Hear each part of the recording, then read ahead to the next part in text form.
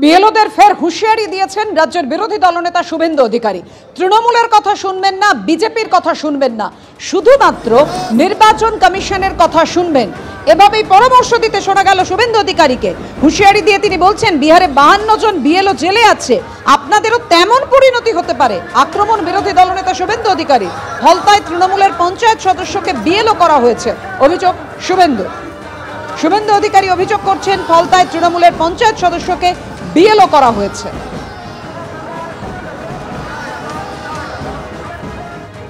52 জন BLO বিহারের জেলে আছে, এটা মাথায় রেখে তৃণমূলের কথা শুনবেন, বিজেপির কথা শুনবেন না। শুনুন ইলেকশন কমিশনের কথা। আপনাদের কিন্তু জেলে কাটাতে হবে, আর জেলে যাওয়ার জন্য তথ্য ডকুমেন্ট আমরা জোগাড় করে দেব। আজকেও আমি পোস্ট করেছি, দেখবেন ফলতাতে তৃণমূলের পঞ্চায়েত মেম্বার দিব্যেন্দু সর্দারকে বিএলও করেছে। এই জেলাতে ভর্তি একেবারে আলাউদ্দিনের নাম কাটতে বাধ্য হয়েছে।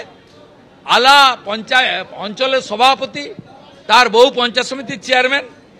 আজকে বিধান সর্দারে দিয়েছি, প্রত্যেক দিন দেব, তাড়া করে করে দেব, খুঁজে খুঁজে দেব। বিএলওরা কোনো পার্টি, কোনো দাদা দিদির কথা শুনবেন না।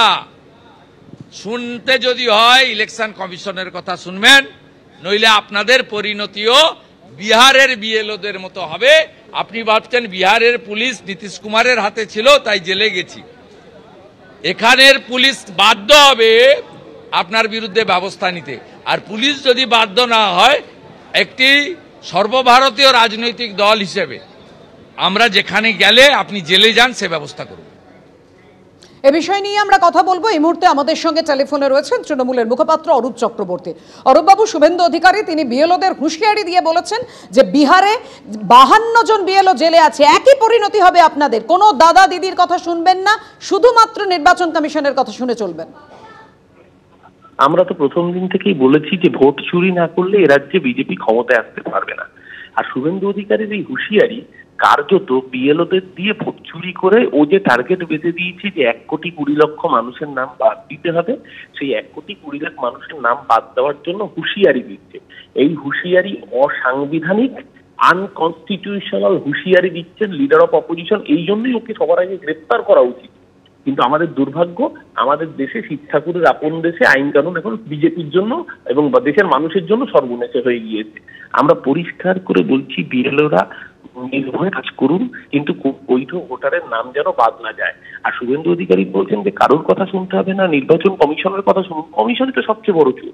কমিশন বিজেপির দালালি করে বিজেপিকে ভোটে অবৈধভাবে সুযোগ পাইয়ে দেওয়ার জন্য বিহারে কার্যত জ্যান্ত ভোটারের নাম মৃত বলে বাদ দিয়েছে, পরিযায়ী শ্রমিকদের নাম বাদ দিয়ে সুপ্রিম কোর্টের কাছে ধমক খেয়েছে।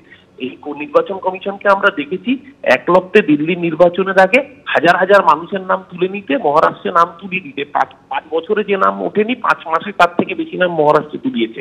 এই নির্বাচন কমিশন হচ্ছে বিজেপির সবচেয়ে বড় দালাল।